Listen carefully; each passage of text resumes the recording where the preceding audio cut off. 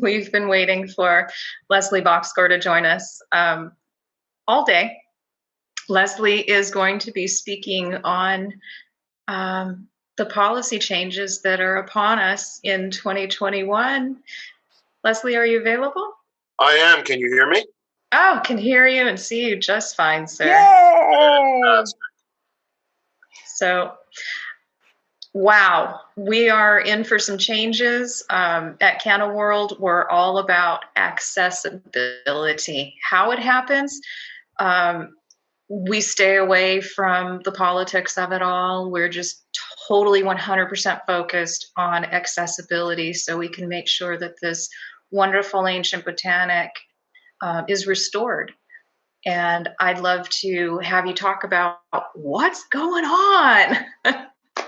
So, I'm going to transition into a conversation that's considerably more mundane than what was preceding me. We're going to be talking about the changes that are upon us. It's going to be dealing with the economics of it, the global shift that is taking place, the history that led us to this point. I do want to start with an anecdote that I think is extremely significant. Years ago, when I first started to look at this as an industry, and that's back when I had come to Nevada to live here to do some research on other businesses, and I was out here and I saw that medical marijuana was in fact legal in Nevada. And I had been a cannabis enthusiast since I was very young. I mean, I started doing research, I like to say, when I was 15 years old, and I smoked pot for the first time at the high school bus stop and taught myself to snap my fingers in my left hand that day. I love telling that story. And then over time, it was just a very significant part of my life. My wife and I met when we were just kids. I was 17, she was 15, and we met through cannabis, through pot, and it had always been important to me. And yet, I'd never imagined that one day it was going to be an actual industry. I just thought it was one of the things in life that were going to be wrong. That was one of the things you need to deal with and live with about the world. And when I got out here and I saw that medical marijuana, in fact, was something, and I started to do research on it, I encountered someone early on in that path who was the very first cannabis shaman that I had met. Now, I'd been around people who were ayahuasqueros. I'd been around people who had been shaman of many different traditions. Personally, I had studied the Vedas and the Yoga Sutras and studied language and studied many different mystical traditions throughout the world, just on a personal note. And, as part of history and more. And I'd never thought that cannabis was something that would lead to the establishment of shamans or of people who would be guides. And yet I'd always known that there was a very tremendous component to this that, we like to call it wellness. Well, wellness is a state of balance in your body and life. I'm sure we've all heard about and I may have missed it today, it's very common that people at this point to the fact that disease is dis-ease. And so when we are under pressure, when we are undergoing stress, when we are uncomfortable, when we're going through parts of life that are painful and cause suffering, that could change and could be better, and yet it's just part of the world we're living in, that can often lead to dis-ease. Cannabis as a therapy leads to wellness. It leads to balance. Steve D'Angelo, my friend, and the without whom we would not be here, the founder of Harborside and the activist who's worked on cannabis and hemp going back decades, he always used to talk about the fact that even adult use, even recreational, really is not recreational in the traditional sense that we think about it. Most people buy it as a form of wellness. And when I go back to that shaman and that first person I met who said, he's going to sit with people who are utilizing cannabis, new people who are utilizing it for the first time, and he's going to help them understand how it works with their body, spirit, mind, breath, and leads to all of them being aligned. And so when I come from the presentation before me to what I'm talking about next, I like to set that as a starting point, that this is a very different situation from many perspectives, politically, economically, and more, than we've ever encountered before. I often draw the parallels to the internet and new media industry and the birth of that industry, and how this has very strong parallels to it.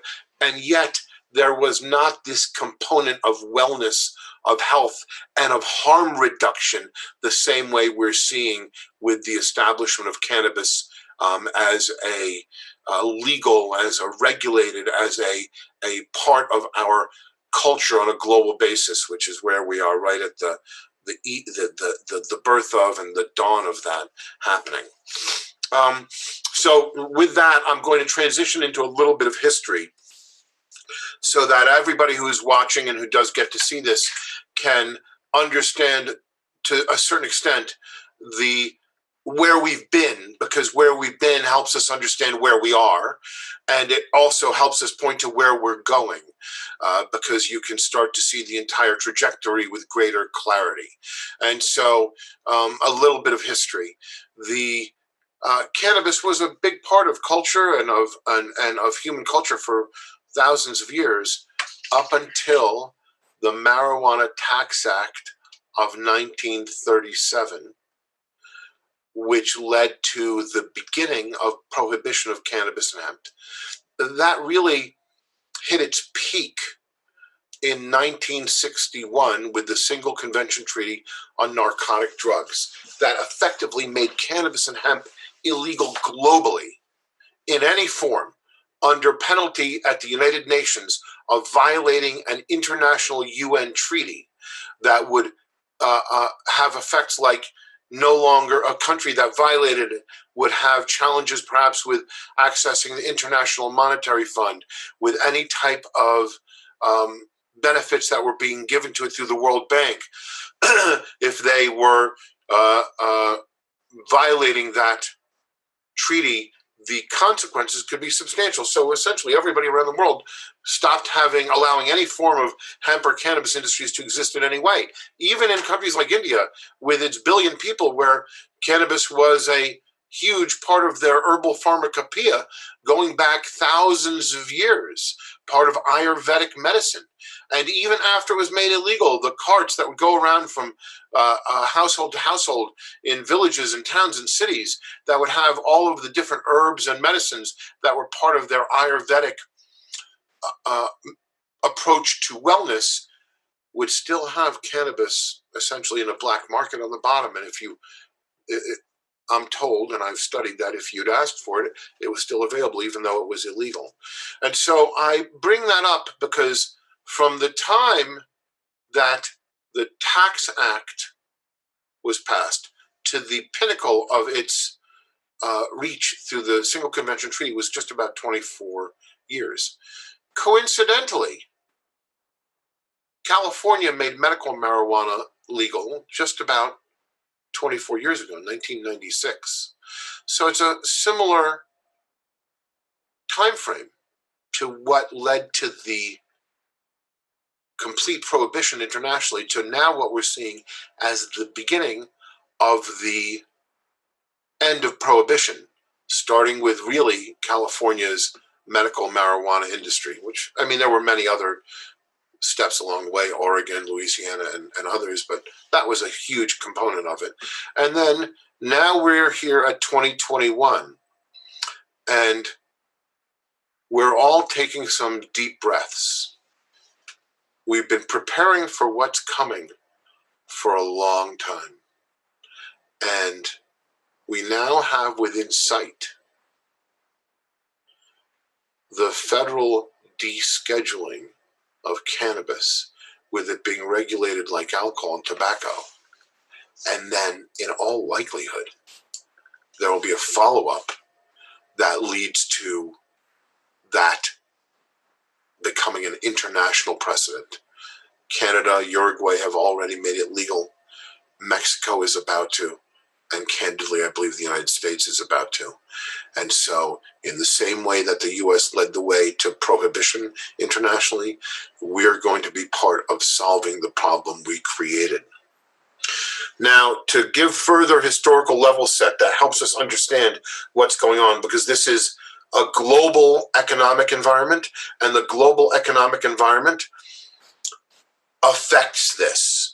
Part of the reason that we've been able to see the re-legalization of this is because of people like Steve D'Angelo, like Troy Dayton at ArcView, and others realizing that if we can align and understand the business aspects of this, if we can help create not just a new industry, a new type of industry, as I've heard both Troy and Steve say many, many times, perhaps we can create a faster path for the ultimate legalization, and it has worked.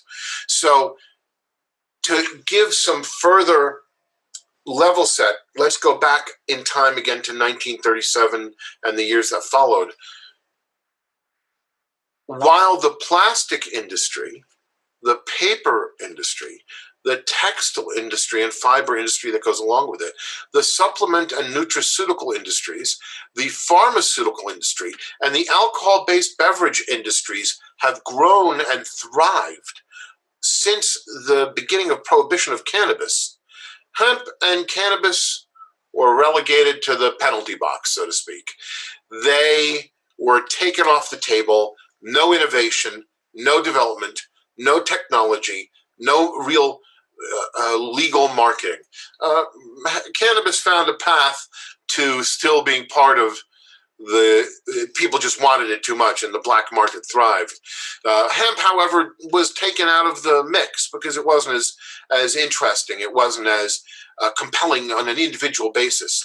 And so the global plastics industry in that time period grew to over $1.1 trillion a year in revenue. The global paper market has grown to over $400 billion in revenue. The global textile and fibers market over $700 billion in revenue.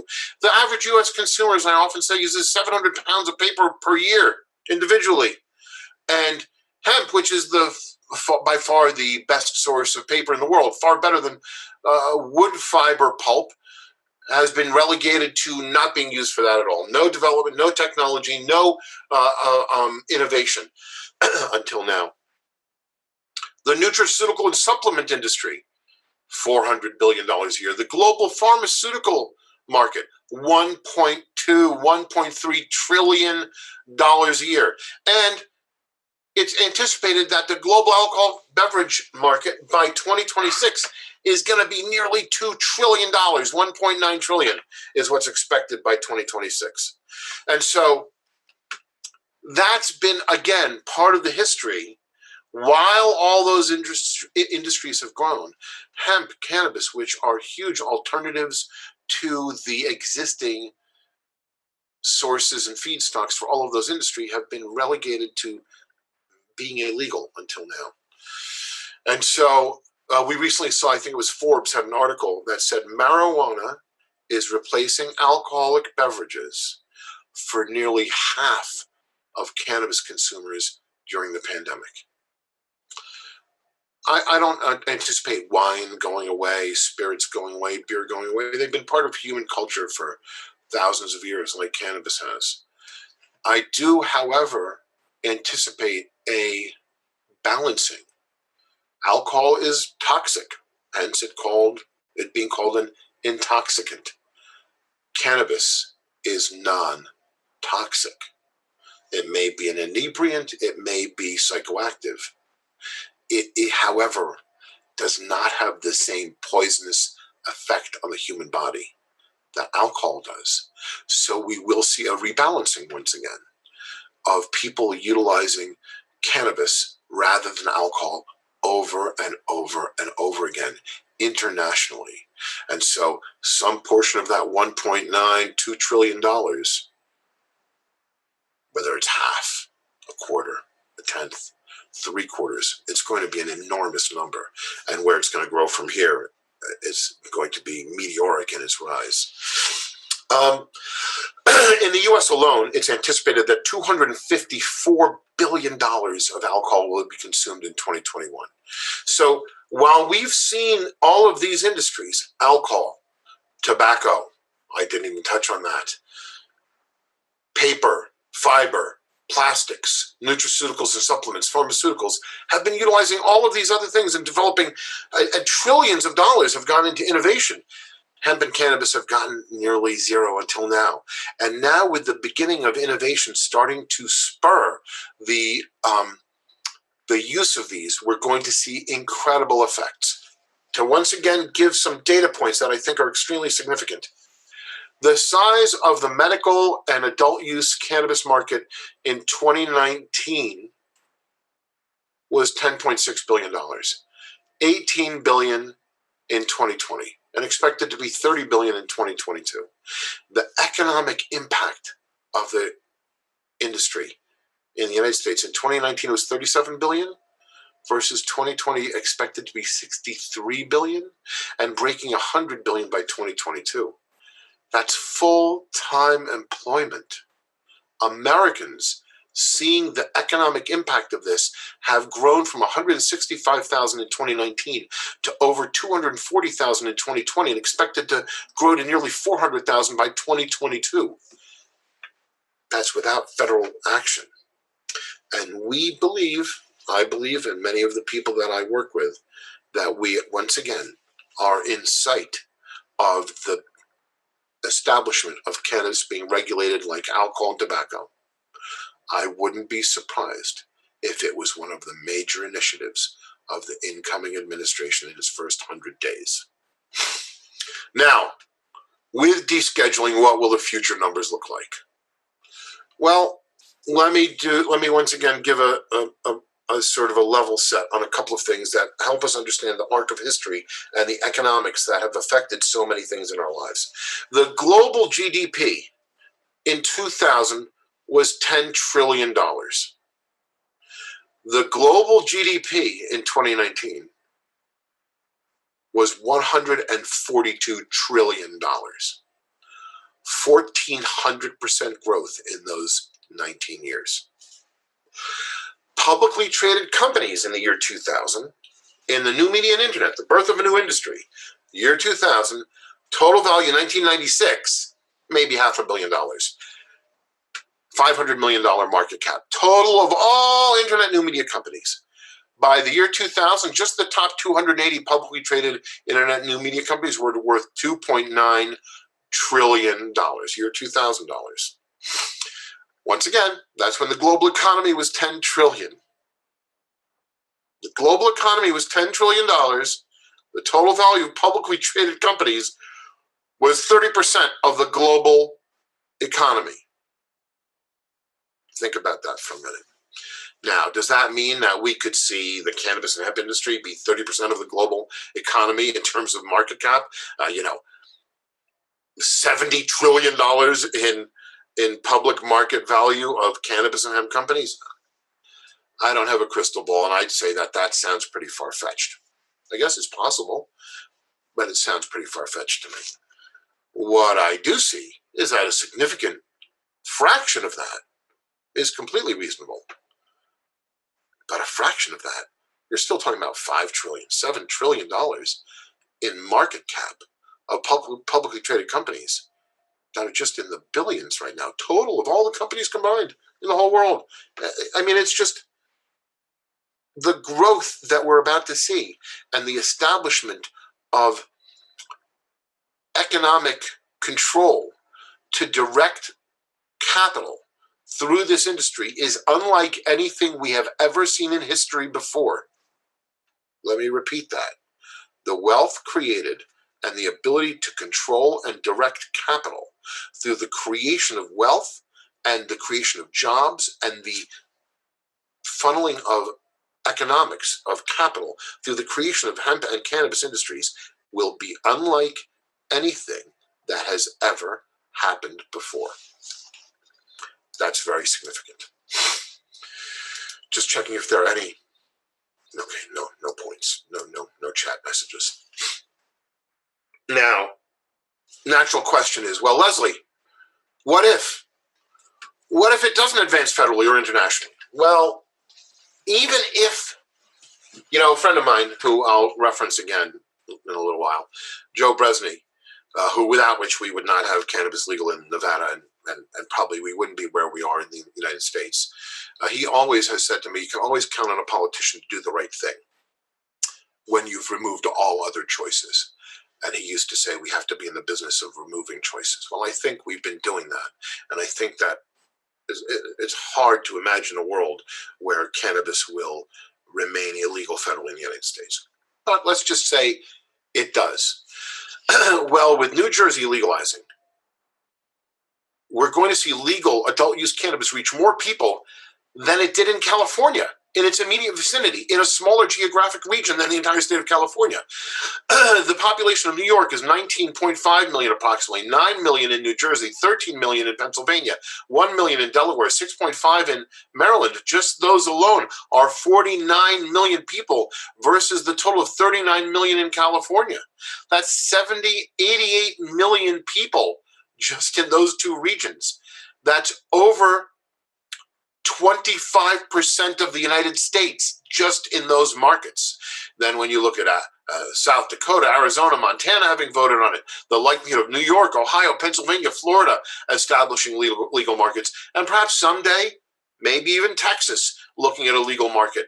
You're rapidly looking at a country that in the not too distant future is going to have 70% of the Americans, 60% of Americans are going to have legal cannabis, even if it remains federally illegal. They're going to have legal adult use markets. Currently, it's only 10% of the country where it's actually illegal the way it is federally. Think about that. It's only 10% of the United States where the states are still in line with federal legality. There's that much of a disconnect. So it's becoming inevitable. And so somebody once used to say to me, there's nothing more inevitable than an idea whose time has come. Well, this is more than an idea. This is a gigantic economic driver, a gigantic driver of jobs and wealth creation, tax revenue, harm reduction, reduced load on the prison system, and more. And it is that weight and that pressure is removing choices from politicians being able to avoid this becoming regulated and legal federally. Okay, so what I'd like to say before I get to questions is, once again, let's look at history, where we were. 25 years for prohibition to happen, 24 years. Now we're just at 25 years since we've seen the prohibition begin to fall in the United States on cannabis and hemp. We're almost there. The UN has already begun discussing rescheduling, which is just a matter of time before the UN follows what is happening here and in Canada and in Mexico. And the changes that will create will be beyond anything we have seen. The wealth creation, the opportunities to allow this to change our lives, if you're open to it, you're interested in it, will be unlike anything we've seen before. Jobs that have higher return in terms of the economics that you can get, jobs that have greater job satisfaction, places of work that are more enjoyable to work.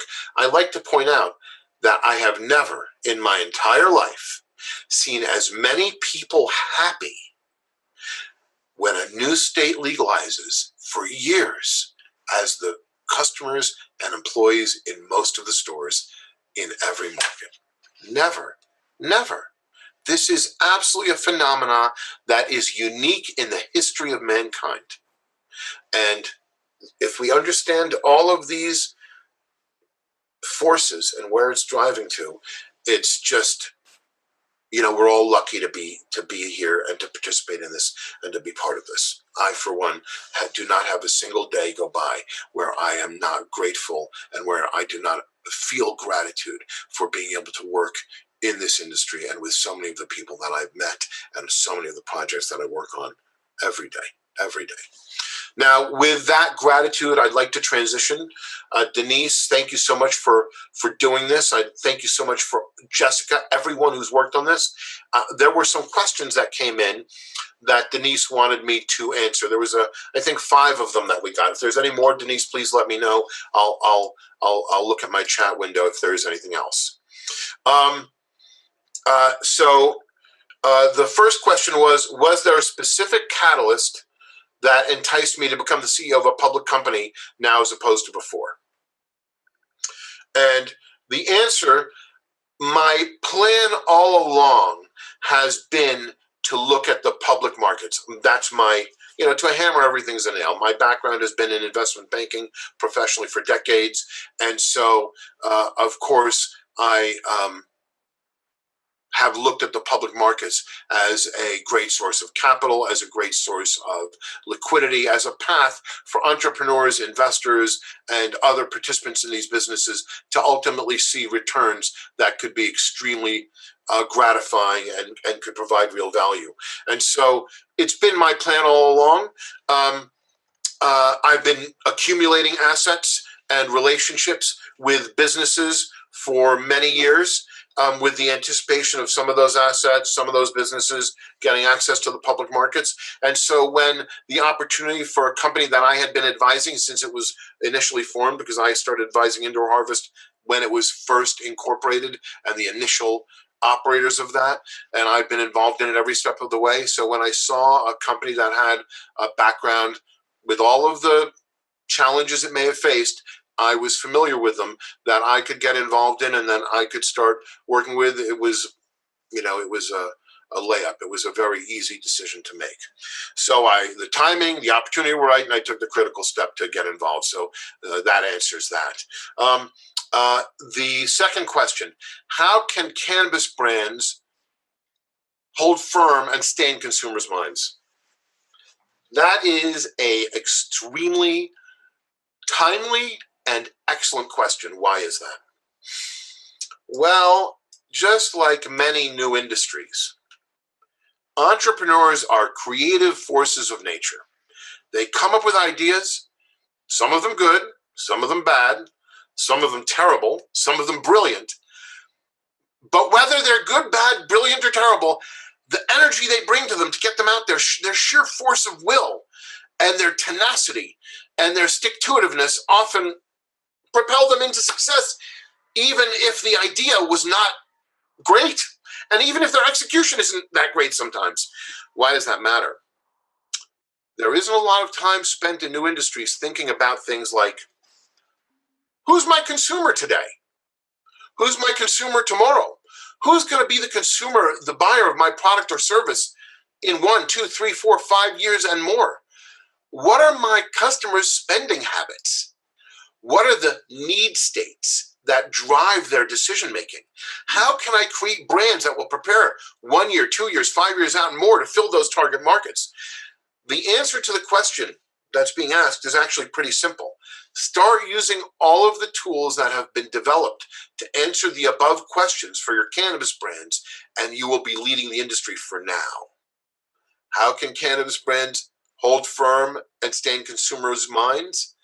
By using the existing tools, using the existing methods and relationships. People like Denise, who have been involved in things like this for decades, for many years. Not that she's too young to have been doing it for decades, but for many years, who understand how to bring products to market, how to get people, how to understand what a brand identity can do in terms of driving revenue today, tomorrow, and in the future.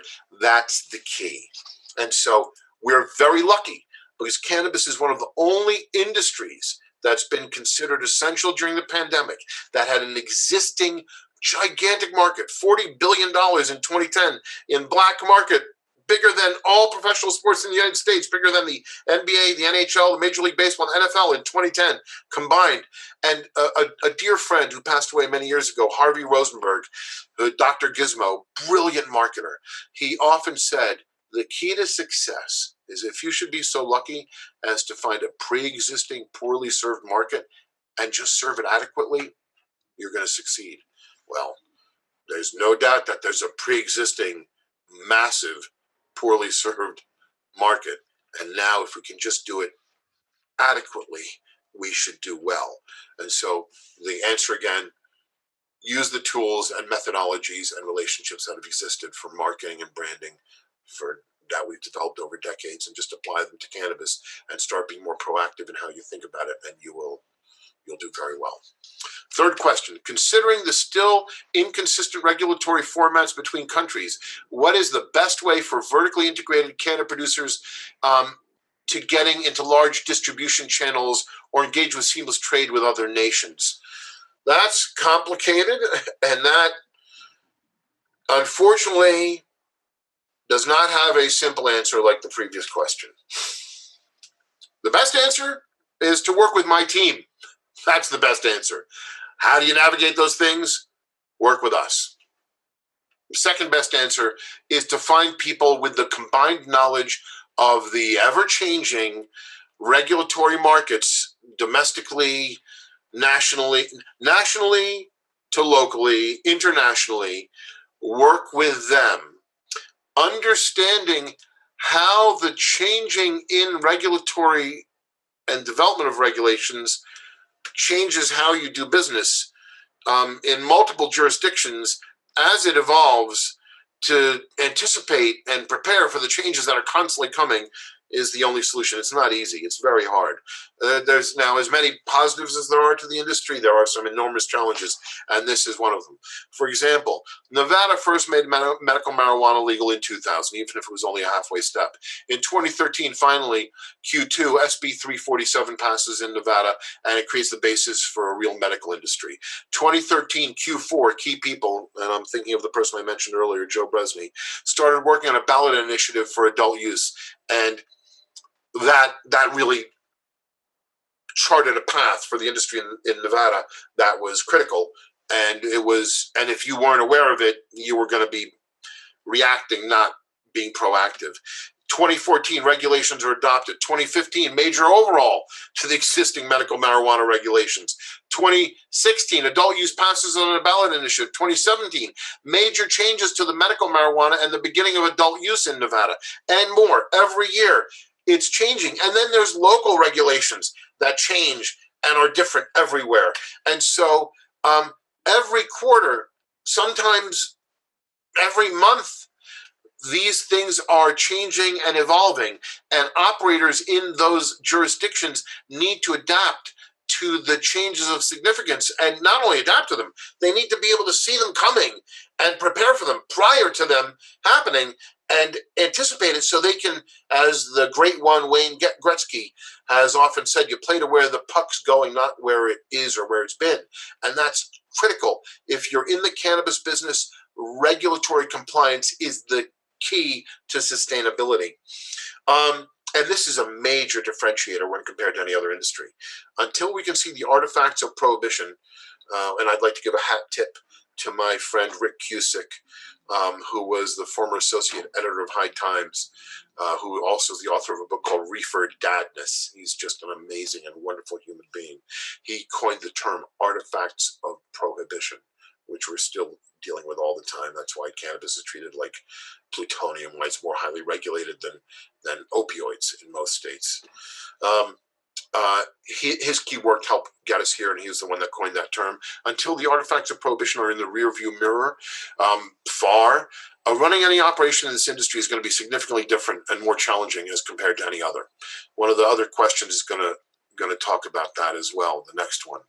What are the business options when it comes to funding if the sector does not become federally legal for a few more years? Well, I talked about that a little bit, but let me say again, this is a significant question with really far-reaching consequences. When you're in the cannabis industry, so many things that are taken for granted in doing business, mortgages, inventory financing, um, fixture financing, floor planning, things like that don't exist. If I own a piece of real estate and I want somebody to be able, who's in the cannabis industry legally, Nevada, utilize that piece of real estate, and I decide to rent it to them, and my portfolio of properties is kept at ING Barings or JP Morgan Chase or wherever, Merrill Lynch, and they're my source of capital for mortgages and financing and things like that.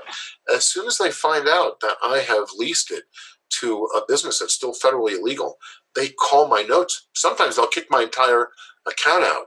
I lose all my leverage unless I write that wrong really quickly and let them know that I've kicked the business out. What that means is there's no leverage of any sort available to cannabis businesses through traditional means. So essentially, it's pulled all the liquidity out of the market that would exist in so many ways that we take for granted. It's like air. You think you don't think about the fact that you need air until there isn't any. Well, you don't realize that you need how badly you need money until there isn't any available, and you start to realize there's all these ways that it's affecting our industry. So even while there's trillions of dollars being pumped into the economy to keep it afloat during the pandemic, that money is not available to cannabis industries directly. PPP money is not available to them and so many other things. So the options are what we've seen over time. One, work with businesses like a business that we have a relationship with called FinCan that specializes in banking and financial solutions for the cannabis and hemp industries. They understand and they help write rules and regulations and work with banks and financial institutions domestically and now internationally more than anyone I've ever met. And their knowledge is extraordinary, and they'll unfortunately tell you a lot of things that many operators don't want to hear, because a lot of what goes on is illegal. A lot of credit card clearing merchant services are being done illegally. People calling their businesses a flower shop or an herbal remedy store. Unfortunately, that's not going to cut it. If you're not disclosing what it actually is, you're technically breaking rules and sometimes breaking laws. And in this case, those laws are money laundering and things like that. And yeah, sure, you're probably going to get away with it unless you don't. And then that sort of sucks. And so I'd recommend be compliant, work with people like that. Get access to family offices. They're the primary sources of capital right now. Go to events like SALT, Skybridge Alternatives events. They have done things about the cannabis and hemp industries. They have a huge number of family offices that attend. Connor Global, Noah Connor's events also bring family offices together, and many others. Find a path to access to the public markets. It's one of the ways that most people don't understand. You can actually access capital. Really difficult, filled with many perilous possibilities. If you're careful, if you work with the right people, like Denise and others, my team that I know, you can navigate it successfully. You can get access to capital, and you can get to liquidity, and you can prepare for what's coming in a way that few other people can.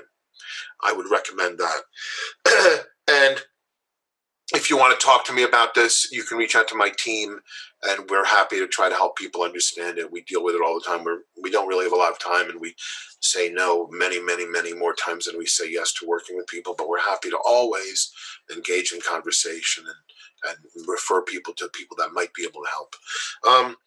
Fifth question, with the growing potential federal cannabis regulation, what range do you price the global market for industrial and recreational cannabis? Well, I covered that a little bit earlier. It's so big, I try to stay away from saying the numbers. If you look at my talks over the years, I've been talking about larger numbers than most. I don't often promote myself. I've been right a lot of the time. I think I'm right now.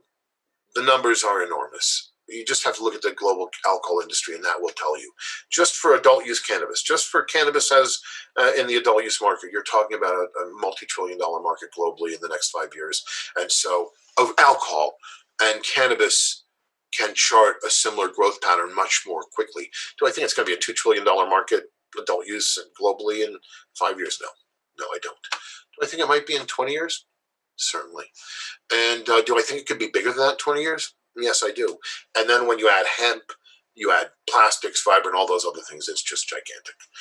Were there any other questions, Denise? Is there anything else I need to cover? Oh, hi, Leslie. Sorry, I had myself on mute.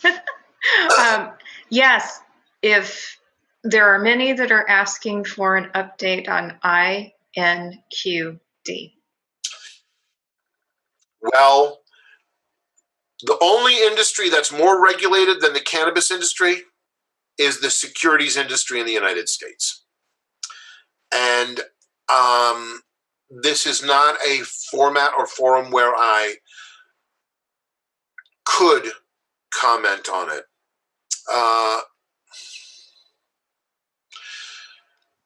I just would have to tell everyone there will be news. It will happen when things are done the right way and when we're prepared to release it. And we're looking forward to it. So that's about all I can say.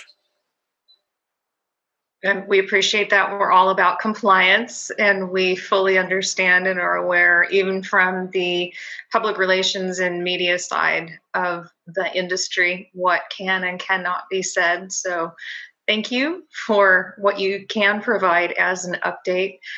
We are definitely looking forward to hearing more about that. And at this point, I wanted to thank everybody and thank you, Leslie, for giving us the domestic update on how things are shaping up. It's truly exciting. It's a very exciting time in the history of restoring this ancient botanical on so many different levels.